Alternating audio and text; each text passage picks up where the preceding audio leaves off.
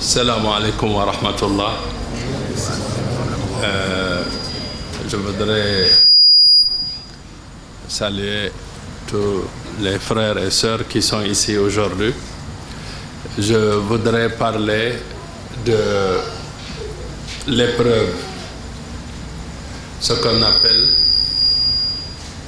épreuve, ce qu'on appelle la mort, ce qu'on appelle perdre quelqu'un qui est cher.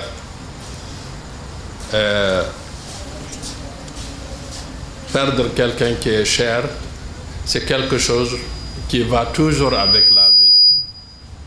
C'est quelque chose qui va toujours avec la vie. Pour que vous compreniez ça, ça a commencé depuis que l'humanité a existé. Et nous connaissons ce qui est arrivé à Sayyida Zahra alayhi salam. Nous connaissons ce qui est arrivé à l'imam Ali, l'imam Hassan, l'imam Hussein. Et ce qui continue à arriver à des familles, qu'ils soient musulmans ou non musulmans. Donc la vie et la mort, c'est comme le soleil sous la pluie. Tu ne peux pas faire la différence entre le soleil et la pluie. C'est comme si quand il y a du soleil et qu'il pleut. La mort, c'est quelque chose qui va avec la vie.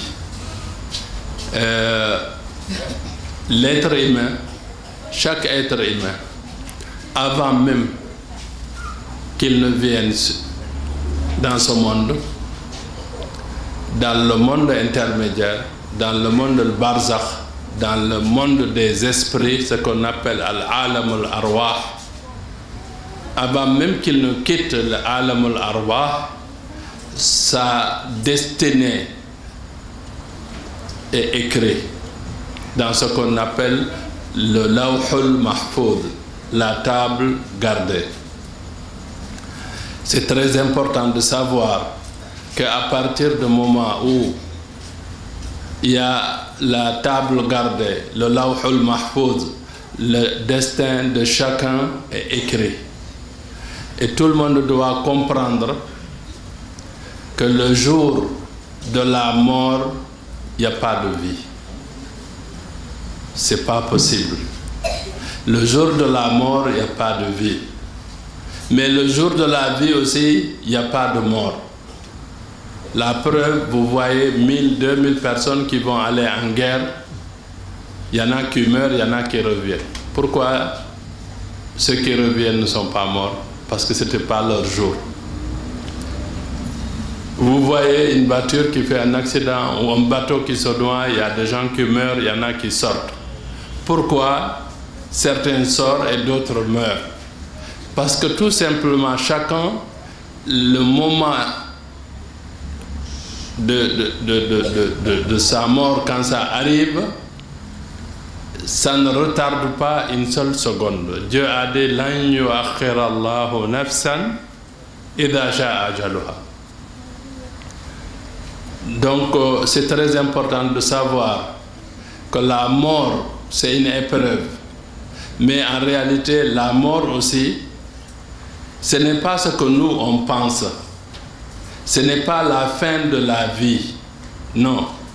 La mort, c'est une séparation entre nous et cette personne qu'on appelle, qu'on dit est mort. Mais cette personne continue sa vie. Donc, la mort, c'est une étape de la vie. La mort, c'est une étape de la vie.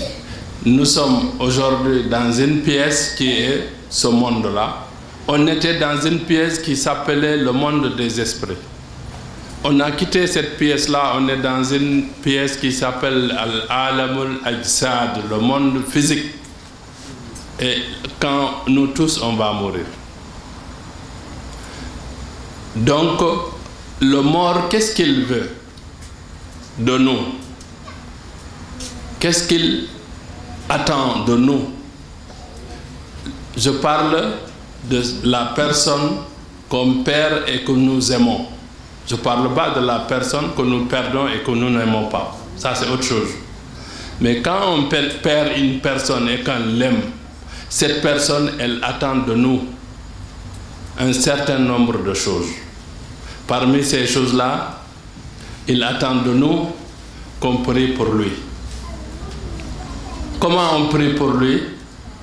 Si on fait les ablutions, on fait 2 rakas, on fait 4 rakas, on fait 100 rakas, on fait 1000 rakas.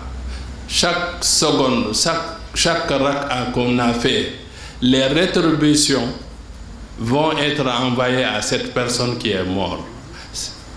C'est la seule chose qui peut l'aider là-bas parce que lui-même ne peut plus travailler. Mais tout ce qu'on envoie là-bas comme rétribution à celui-là, Dieu nous garde, nous qui avons fait cette prière-là, les mêmes rétributions dans notre compte et on retrouve ça encore pour nous-mêmes là-bas. Ça, c'est une des façons d'aider quelqu'un qui est mort.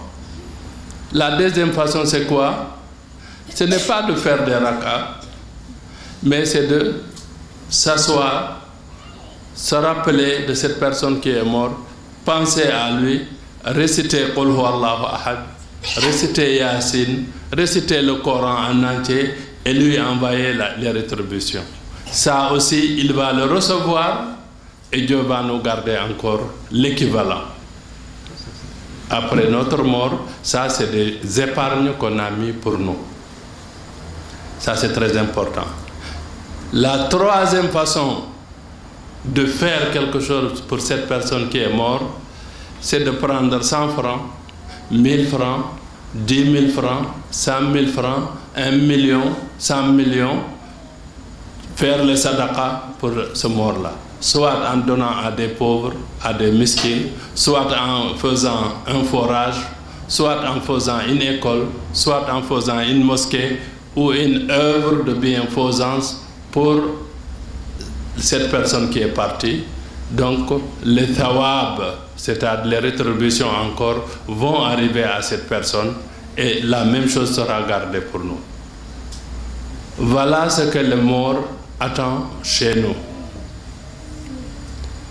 Maintenant,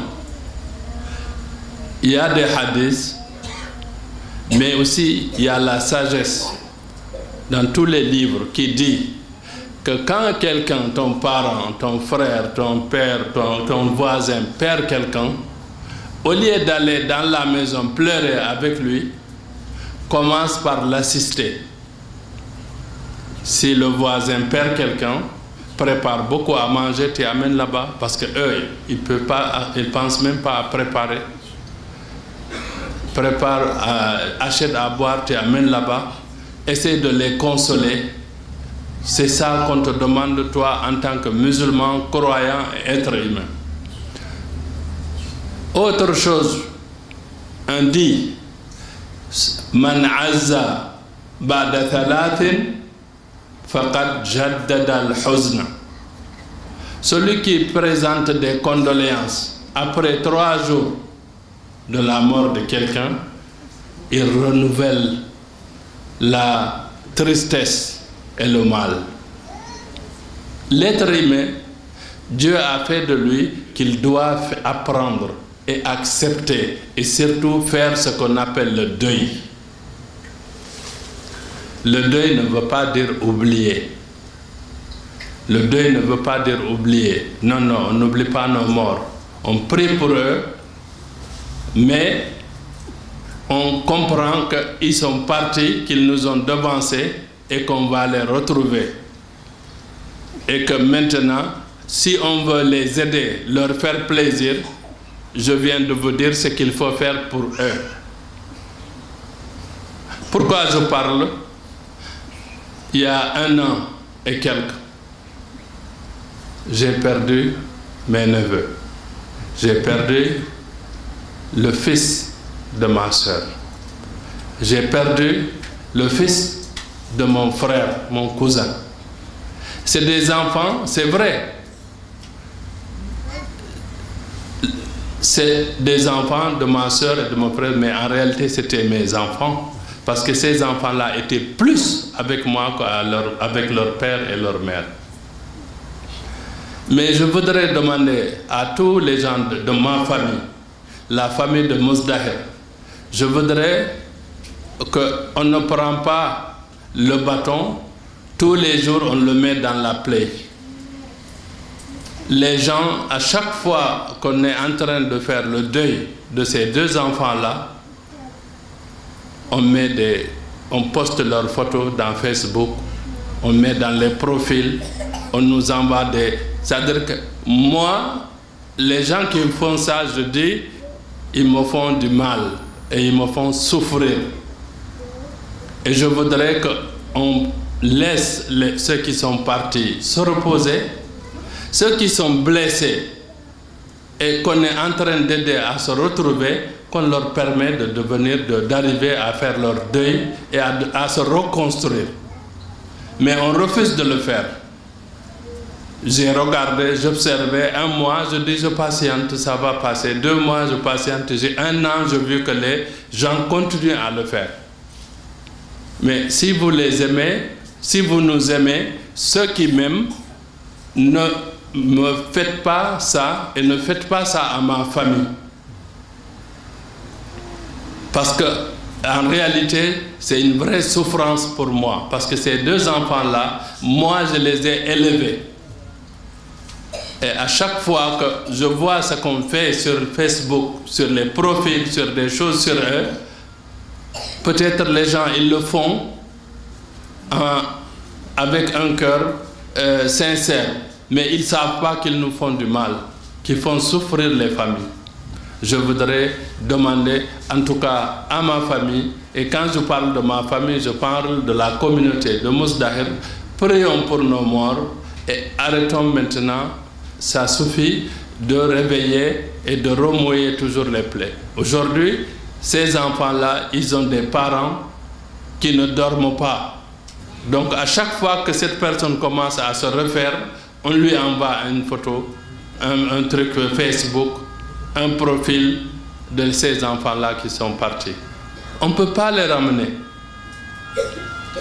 Ce qui leur est arrivé arrive tous les jours.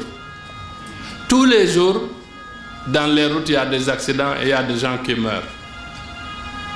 Mais il faut que les gens comprennent que chaque événement, chaque chose qui arrive à un être humain, il y a une façon de le gérer.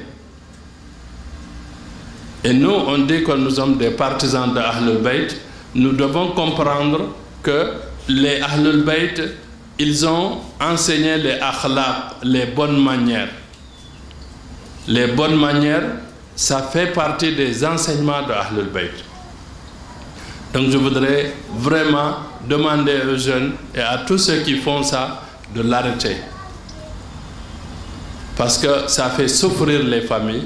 Et ça, c'est en train de détruire des familles. Donc, c'est quelque chose qu'il faut vraiment arrêter.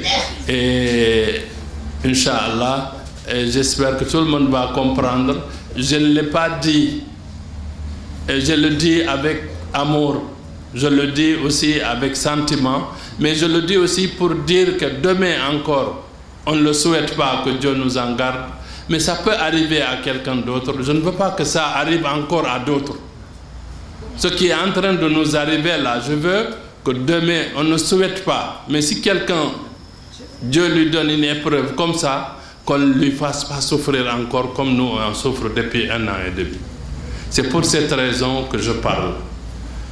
Assalamu alaikum wa rahmatullahi wa barakatuh. Allahumma salli ala Muhammad wa ali Muhammad. Allahumma salli ala Muhammad wa ali Muhammad.